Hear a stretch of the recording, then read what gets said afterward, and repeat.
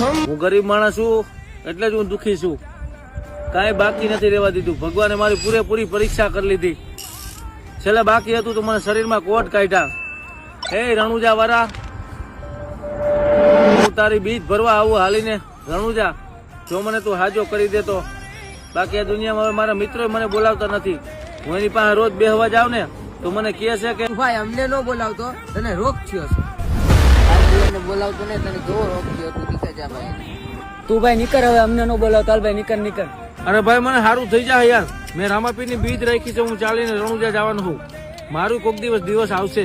રણુજા વાળાને દયા થઈ ને તો આ મને કોટ થયા છે એટલે મને તમે બધા મૂકી દો છો ને. કોક દી મારો જમાનો આવશે. કાંઈ વાંધો નહીં ભાઈ. એ 12 બીજના ધણી તું આ કળિયુગમાં બધાના દુઃખ ભાંગશો. હવે હું પણ તારા મંદિરે તારા શરણે હાલીને આવું છું પગપાળા. રણુજા વાળા રામદેવ, મારા ઉપર દયા જરૂર કરજે. બાકી આ દુનિયામાં મારું કોઈ નથી હવે.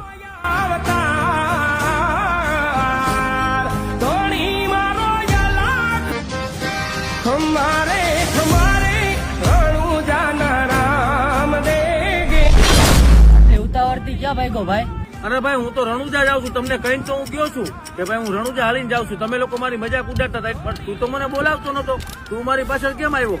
બધું સારું થઈ જાય. તું રણુજા નો પગ નથી પેલા બધું સારું થઈ જાય. એટલે ભાઈ તમે ઘરે જાવ ને, તમે લોકો જ મારી મજાક મસ્તી ઉડાડી હતી અને હવે તમે બધું સારું થઈ જાય એમ કહો. નીકળ ને ભાઈ, તે તો મને બોલાવવા ના પાડી દીધી. બધું સારું થઈ જાય. તને મારી ઉપર વિશ્વાસ નથી ભાઈ?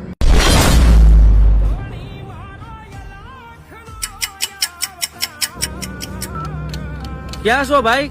હું તો ઘરે સૂતો છું ભાઈ. ખોટું બોલમાં હમણાં તો તું મને મળીને ગયો ભાઈ. મને કઈ ખબર નથી ભાઈ. માના કસમ? હા. તું ક્યાં છો ત્યારે? ઘરે.